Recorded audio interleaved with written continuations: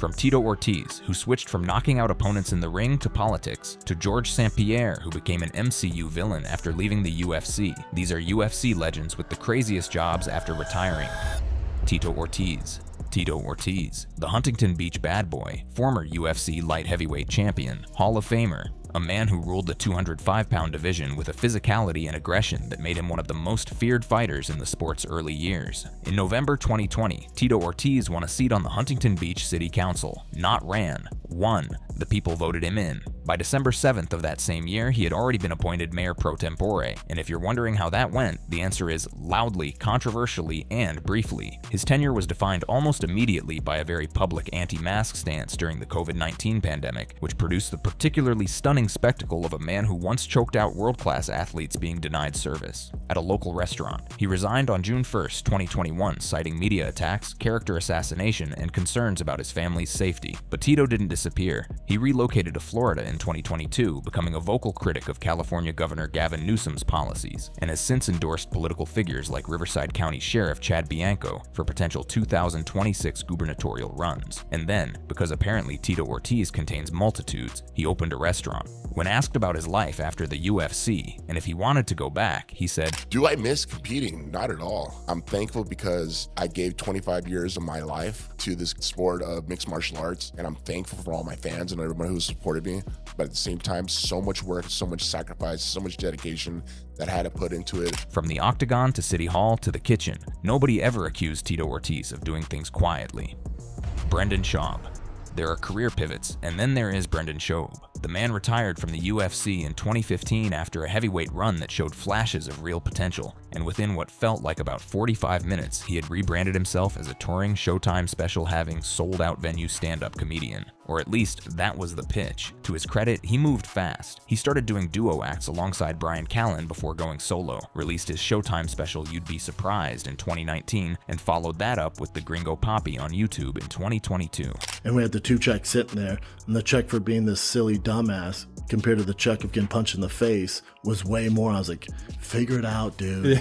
I was like, oh, I'm done. I'm out of here. He built a massive following through his podcast, The Fighter and the Kid, still running with Callen, and launched The Schaub Show around 2025. By any metric of sheer output and volume, Brendan Schaub has been relentlessly busy. The reception, however, has been polarizing in ways that would make most people quietly reconsider their choices. Critics questioned the speed of his rise, the quality of the material, and whether connections to people like Joe Rogan provided more runway than raw talent alone could have earned.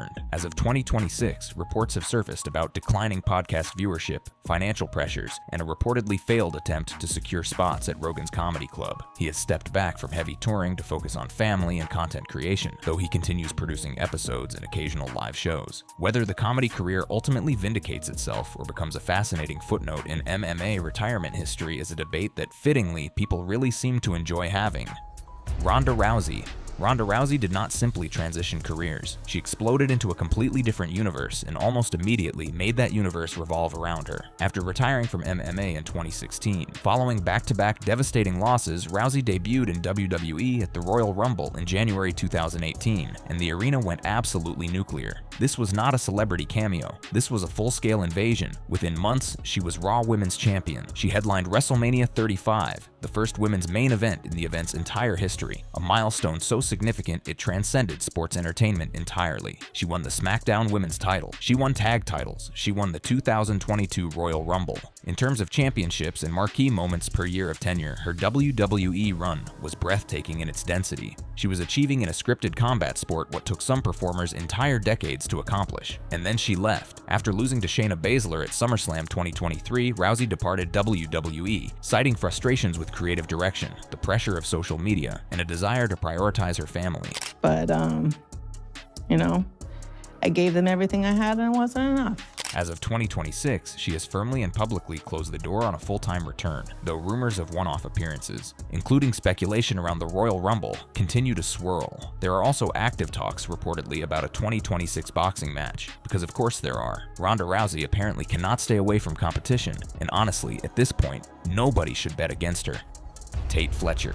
Some fighters retire and fade gently into private life. Tate Fletcher retired and then started showing up in some of the most culturally significant film and television productions of the last decade, often without audiences even realizing it was him. Fletcher had a brief UFC run before hanging up his gloves around 2011, and since then has built a career as varied as it is impressive. His acting and stunt credits read like a premium streaming wish list: Breaking Bad, where he played the menacing Lester; The Mandalorian, where he portrayed Paz Vizsla in full Beskar armor; John Wick, because of course; Jurassic World, The Harder They Fall. He gravitates toward tough guy roles, and given that he spent years as a professional fighter, the authenticity he brings to those parts is not exactly a creative stretch. He also delivers public speaking on resilience and motivation, leveraging the mental disciplines forged in competition into a platform that extends well beyond the screen. But here's where it gets particularly interesting. In 2013, Fletcher co-founded Caveman Coffee Company alongside fellow UFC veteran Keith, Jardine, and Lacey Mackey. The brand leaned hard into a paleo-friendly identity, with specialty roasts and nitro brews sourced from family farms, and it became a genuine success story in the specialty coffee space, with a global reach that extends far beyond its fighter-founded origins. As of 2026, Fletcher remains involved in its operations and promotions. From cage fighter to Mandalorian warrior to coffee mogul, Tate Fletcher is operating on a level of lifestyle diversity that no career counselor could ever have mapped out for him. Keith Jardine. Keith Jardine was known inside the UFC as the Dean of Mean, a nickname that perfectly captured the dangerous, unpredictable energy he brought to every fight across his 29-fight career, before retiring in 2012. And then, rather than simply stepping away from the spotlight, he went and built something that may genuinely outlast his fighting legacy. In 2013, alongside Tate Fletcher and Lacey Mackey, Jardine co-founded Caveman Coffee Company, a specialty coffee brand with a commitment to high-quality roasts sourced from family farms, and a core identity built around the paleo lifestyle. This was not a passion project that fizzled out after the initial novelty wore off. Caveman Coffee has sustained real commercial success, achieving global reach and becoming a recognizable name in the specialty coffee world. On top of that, Jardine also owns Hot Yoga Infusion in Albuquerque, because apparently running one wellness business wasn't enough, blending fitness culture with the health-conscious ethos that defines the Caveman brand. And then there's Hollywood. Jardine has quietly built an acting resume that includes credits in John Wick, Logan, Godless, and Shot Caller, typically in the kind of rugged, supporting roles that his physical presence makes him perfectly cast for. He has spoken about actively working to improve his craft through classes and coaching, a level of professional humility that sits somewhat at odds with the nickname Dean of Mean. In 2025, he appeared in a film called Kill Me Again, suggesting that the Hollywood chapter is very much still being written. As of 2026, Caveman Coffee remains active, and so does Jardine, thriving in a post-fighting life that most retired fighters never come close to replicating. Christian Wellish. If you were constructing a list of the most intellectually disciplined career reinventions in MMA history, Christian Wellish would have to sit somewhere near the very top. Wellish was a UFC heavyweight and light heavyweight with a record of 2-4, retiring around 2009 after competing at events including UFC 94. Not the most decorated fighting career by any measure, but what came after it is genuinely extraordinary. He enrolled in law school, graduated from McGeorge School of Law, and passed the California bar, his license showing active status as of 2026. That alone would be impressive for any former professional athlete. But Wellish didn't just become a practicing lawyer. He served 12 years on active duty in the United States Army Judge Advocate General's Corps, the legal branch of the Army, working as a legal assistance attorney and filling multiple other roles across more than a decade of military legal service. 12 years, active duty. The man who once competed inside the UFC octagon spent over a decade navigating the intricacies of military law in service to his country. In 2025, he joined the Monterey Divorce Law Group, also known as RSC Law Group, in Monterey, California. Bringing his military legal background, his global perspective, born in Hungary, raised in Monterey, and his experience in family law, divorce, custody, and business representation to a civilian practice. He has also spoken publicly about his career transition in interviews, sharing the kind of insight that only someone who has genuinely walked that unusual path from fighter to soldier to attorney could offer. The story of Christian Wellish is not about spectacle. It is about discipline, education, and service. And in its own quiet way, it is the most remarkable story on this list. Rosie Sexton. Rosie Sexton may be the single most academically accomplished person to have ever competed in the UFC. That is not a casual claim. It is a statement that holds up under serious scrutiny. She was a pioneering British MMA fighter, the UFC's first UK female fighter, with a career record of 13-5 before retiring in 2014. She also holds a PhD in theoretical computer science from the University of Cambridge and a BSc in osteopathy from Oxford Brookes University, and she has been a practicing registered osteopath since 2010. The word polymath honestly feels like it undersells her. Her clinic, Olton Health and Performance, has been operating in the Solihull area near Birmingham since around 2015. She has also worked at the Combat Sports Clinic, an application of her dual expertise that is, in retrospect, almost too logical. The athletes who walk through her door are not simply getting a practitioner. They are getting someone who has spent years inside the competitive structures they are trying to recover from, who understands at a cellular level what those demands do to a human body, and who is equipped with the clinical rigor to address the consequences. As of 2026, Sexton remains a fully registered osteopath and a genuinely multidimensional public figure in the sports health world. She hosts the Everyday Athlete podcast, speaks at sports conferences including events hosted by University College Birmingham, and continues to integrate her unusually broad background, mathematics, music, combat sports, manual therapy, into holistic, evidence-based practice. For anyone who ever assumed that fighters couldn't also be scholars, Rosie Sexton is the most elegantly assembled counter-argument in existence. Chuck Liddell.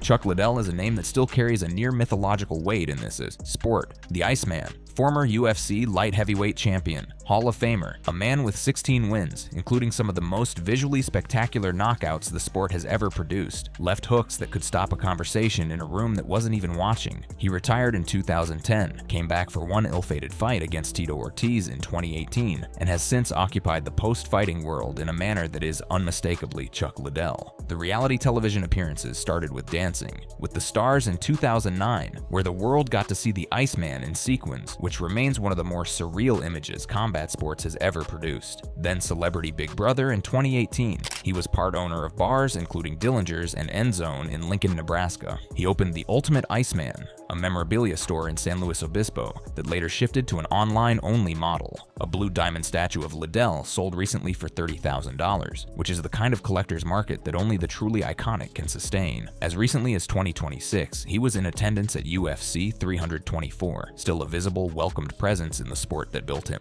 His post-retirement years have not been without their difficulty. Observers have noted changes in his public presentation that have prompted genuine concern, and Liddell has addressed health-related questions in interviews with the same straightforward calm that defined him inside the cage. He reflects on UFC's growth into a mainstream juggernaut, clear pride, noting that he always knew the sport would get there. Through podcasts, interviews, and appearances, Chuck Liddell remains exactly what he has always been, an irreplaceable piece of MMA history, navigating life after the cage on his own uncompromising terms.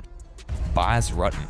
If you need evidence that charisma is a career in and of itself, look no further than Bas Rutten. The Dutch-born former UFC heavyweight champion retired from competition with an undefeated 22-fight winning streak to cap his career, a record that by any reasonable measure cements him among the most dominant fighters of his generation. But Bas Rutten was never, under any circumstances, going to quietly become a memory. He was always going to keep performing, keep talking, keep making people laugh and think, and occasionally wince at the force he puts into a palm strike demonstration. He hosted Inside MMA on AXS TV from 2007 to 2016, becoming one of the most beloved and genuinely entertaining analyst hosts the sport has ever produced. A man who could break down a fight at a technical level and make it funnier than most comedy programming simultaneously. He continues as a color commentator for Karate Combat, bringing that same infectious energy to every broadcast. He's acted in films, including a memorably funny and surprisingly physical performance in Here Comes the Boom. He coaches MMA, and he actually invented the O2 Trainer, a resistance breathing device designed to improve cardiovascular performance and respiratory efficiency. The man holds a patent. That level of entrepreneurial creativity is genuinely rare in this sport. As of 2026, Bas Rutten is posting full training videos on YouTube, actively soliciting topic requests from his audience for what to cover throughout the year, and engaging a following of nearly 500,000 people on Instagram. His transition from dominant champion to media personality, educator, actor, inventor, and content creator is exactly what you'd expect from someone who has always understood that the most important fight of his life was the fight for people's attention, and who, by all evidence, has never come close to losing it. Gina Carano. Before Ronda Rousey, before the women's revolution in the UFC, there was Gina Carano. She was, in the truest sense, the blueprint. A former Strikeforce champion and MMA pioneer who crossed over into Hollywood and proved that a woman from the world of combat sports could not just survive on the big screen, but genuinely command it. The credits speak for themselves. Haywire, Fast and Furious 6, Deadpool, and a fan-favorite recurring role as Cara Dune in The Mandalorian from 2019 to 2020. And then, in February 2021, she was fired by Disney and Lucasfilm following social media posts that sparked significant public controversy. She sued for wrongful termination, and the case wound its way through the legal system before reaching a settlement in August 2025 for an undisclosed amount, with Disney reportedly leaving the door open to future collaboration. The details of that settlement, and what they might mean for any hypothetical Cara Dune revival, have kept speculation alive in fandom spaces ever since. Post-settlement, Carano has moved forward with visible momentum. She is set to star in Logan Rain, a new television series in which she plays a Las Vegas legal assistant who moonlights as a crime fighter. Developed by Straightwire Entertainment and produced by the team behind Get Out, it represents her first major television role since The Mandalorian, and it signals clearly that her screen presence and marketability remain very real, regardless of the controversies that surrounded her departure from one of the biggest franchises on the planet. The Gina Carano story is one of the most turbulent and genuinely fascinating in the entire landscape of fighters turned entertainers. Whatever comes next, it will not be boring. Randy Couture.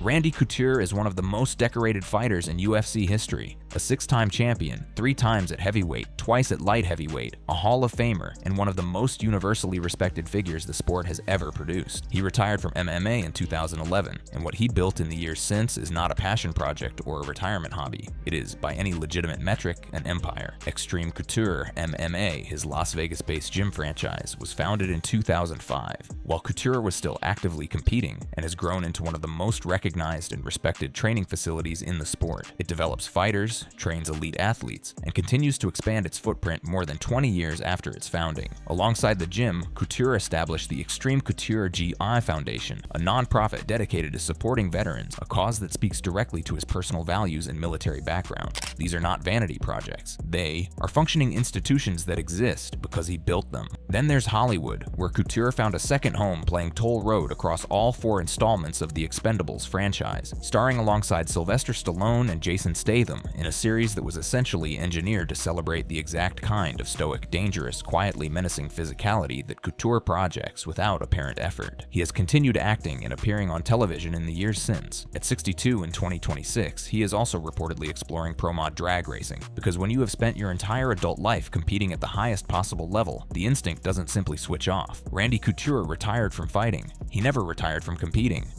Brian Stann. Brian Stann's story is one of the most substantively impactful reinventions on this list, not in terms of spectacle or celebrity, in terms of real-world scale and genuine consequence. Stann was a UFC middleweight, contender and a decorated United States Marine Corps veteran who completed 2 tours in Iraq. He retired from MMA in 2013 after a career as a broadcaster for UFC and Fox Sports, and then, with the same deliberate, methodical discipline that defined both his military service and his time inside the cage, he built himself into a corporate executive operating at the highest levels of American business. He earned an MBA. He transitioned into real estate leadership. He served as COO at a housing subsidiary under the private equity firm Cerberus Capital Management. And in 2021, he was appointed CEO and president of Hunt Military Communities, one of the largest providers of privatized military housing in the United States, serving over 120,000 residents across installations nationwide. That is not an honorary title. That is the top of a massive, operationally complex, socially consequential organization, and Brian Stann is the one running it. As of 2026, he remains in that role, with his organization navigating real and ongoing challenges in the military housing sector, including infrastructure and safety issues, alongside sustainability initiatives, one of which reportedly saved $2.2 million through utility management alone. Stann has spoken openly about missing the analytical energy of MMA commentary, but makes clear that the leadership work is where he wants to be, and that the discipline instilled by years of military service and professional fighting manifests every day in how he leads a company that serves the people who serve this country. Quietly, it is one of the most impactful second acts in UFC history. Georges St-Pierre. Georges St-Pierre is, by most serious assessments, one of the 2 or 3 greatest MMA fighters who has ever lived. A UFC Hall of Famer, former welterweight champion, former middleweight champion, a man of such complete, tactically meticulous, technically devastating fighting that he didn't just win title fights, he solved them the way a mathematician solves a proof, methodically and completely, but he wasn't happy. Well, I did it because I wanted to have the freedom, the girls, the money, access to things that most people don't. I'm 100% honest with you. That's why I did it. And when he finally stepped away from the sport for good in 2017, the choice he made about what to do next feels almost too perfectly constructed in retrospect. He became a Marvel villain. Specifically, Georges St-Pierre portrays Batroc the Leper, known in the MCU as George Batroc, a French mercenary and elite tactical fighter. He debuted in IBC Citrus, Captain America, The Winter Soldier in 2014, reprised the role in the Disney Plus series The Falcon and The Winter Soldier in 2021 with a substantially expanded arc, and appeared through archive footage in Deadpool and Wolverine in 2024. He has also voiced an alternate version of the character in the animated anthology What If. GSP across multiple MCU properties is now a canonical part of the Marvel universe. The casting is so logically perfect it almost feels inevitable in hindsight. GSP is French-Canadian, Batroc is French. GSP is one of the most technically gifted martial artists on the planet. Batroc's entire identity is built around being an elite acrobatic fighter. He brings a physical authenticity to the role that no conventionally cast actor could replicate. He has spoken openly about enjoying the work and being genuinely open to more Hollywood involvement. As of 2026, no new Batroc projects have been confirmed, but in the MCU, as we all know, no one ever truly stays gone. Anderson Silva. Anderson Silva is the greatest striker the sport of MMA has ever seen. That is not a hyperbolic claim made for effect. It is a widely held position among the most knowledgeable people in combat sports, supported by a highlight reel of knockouts so technically beautiful, they barely look real. He held the UFC middleweight championship for a record-setting stretch that stands as one of the most dominant title reigns in the sport's entire history. He retired from MMA in 2020. And then, at an age when most elite athletes are politely described as legends, Anderson Silva went back to fighting, professional boxing. In 2021, he beat Julio Cesar Chavez Jr. in a match that turned genuine heads. In 2022, he lost to Jake Paul via unanimous decision, a result that generated exactly the volume of discourse you'd expect. But he was competitive, and he was 46 years old. And then, on December 19th, 2025, on the undercard of Jake Paul versus Anthony Joshua, Anderson Silva walked into the Kaseya Center in Miami at 50 years old and stopped Tyron Woodley via TKO in the second round. But the real headline from that night wasn't just the knockout. In his post-fight interview, he also revealed something that nobody saw coming, that he plans to enroll in the Beverly Hills Police Academy. As reported by CBS Sports, "I go back to work right now and start my police academy to Beverly Hills PD." 50 years old, active boxer, aspiring police officer. Anderson Silva truly operates outside the rules that apply to the rest of us. Rich Franklin.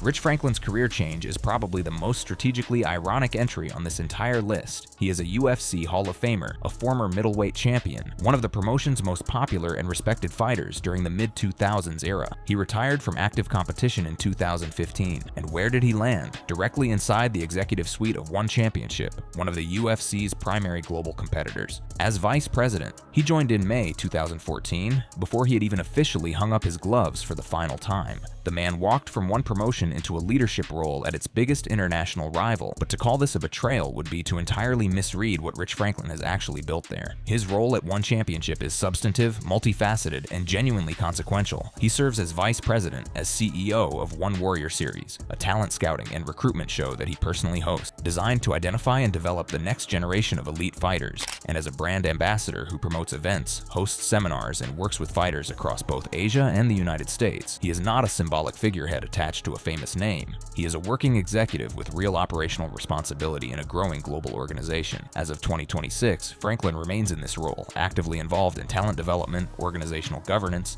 and the continued expansion of One Championship through deals like its partnership with Amazon Prime Video. His strategic transition from champion of the UFC to executive architect of a competing promotion represents one of the most quietly powerful moves in the sport's business history. Rich Franklin didn't just change jobs. He changed sides, and by every indication, the view from the other side of the table suits him just fine. Thank you for watching this video. If you'd like to watch another fascinating video like this, click on one of the boxes on your screen right now.